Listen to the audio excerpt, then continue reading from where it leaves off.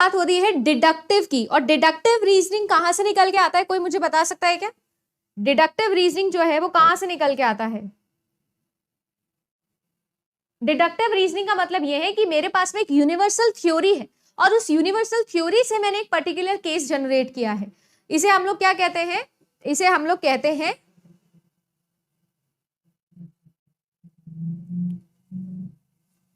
Deductive reasoning.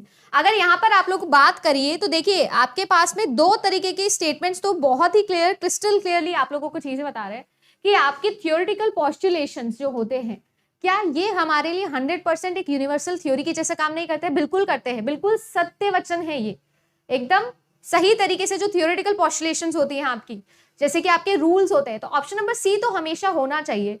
तो बुलाइए जी Tony जी को।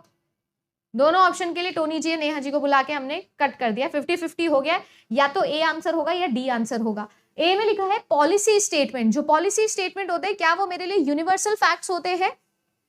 जी नहीं, यहां से हम नहीं शुरू कर सकते हैं, राइट। अच्छा, बात हो रही है कि हम डिराइव कर सकते हैं हाइपोथेसिस को, हाइपोथेटिको डिडक्टिव, बिल्कुल कर सकते हैं, राइट। उसके अलावा हो गया social identity of the researcher, ये अगेन आप लोगों का क्या हो गया, इंडक्टिव फॉर्म है, डिडक्टिव नहीं है। और डेटा एक्सप्लोरेटरी, बिल्कुल ये भी हम लोग क्या कर सकते हैं, यूज कर सकते हैं। तो यहां पर जो है यहाँ पर तो क्वांटिटेटिवनेस अपने आप इसके अंदर जुड़ जाती है।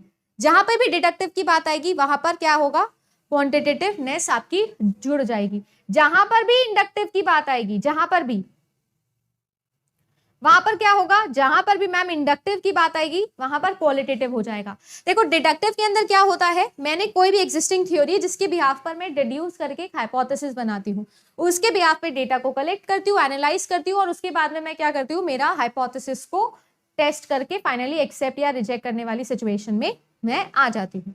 ये वाला सीन जो है ये किस में चलता है, डिडक्टिव में आपका चलता है, डिडक्टिव में। इंडक्टिव में क्या होता है, इंडक्टिव में उल्टा केस चलता है। इंडक्टिव के अंदर मैम होता यह है कि हम लोग एक एग्जाम्पल केस से चलते हैं और एग्जाम्पल केस को हम जनरलाइज करने की तरफ आगे बढ़ते हैं। इंडक्टिव का मेन मोटिव होता है मीनिंग को समझना, अंडरस्टैंडिंग उसका मेन एम होता है। वेयर एज अगर मैं बात करूं किसकी, अगर मैं बात करूं डिडक्टिव की, तो उसका मेन एम होता है चीजों को टेस्ट करना, हाइपोथेसिस को टेस्ट करना, और हाइपोथेसिस को बनाना इंडक्टिव का मेन काम होता है, जो कि क्वालिटेटिव तरीके से, सब्जेक्टिव तरीके से काम करता है। वहां पर सोशलनेस ऑफ द रिसर्चर, ये सारे पॉइंट्स वहां पर काम आते हैं। तो ये याद रखिएगा, क्वांटिटेटिव, क्वालिटेटिव, ये दोनों के बिहाफ पर आप ऐसी बहुत सारी चीजों को सॉल्व कर सकते हो। अच्छा, एक बेस्ट एग्जांपल कोई मुझे दे सकता है डिडक्टिव रिसर्च के बेसिस पर या क्वांटिटेटिव रिसर्च का बेस्ट एग्जांपल? कौन मुझे दे सकता है क्लास के अंदर डिडक्टिव का best example?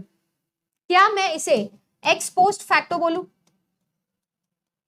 X post facto, या मैं एक्सपेरिमेंटल रिसर्च बोल दूं?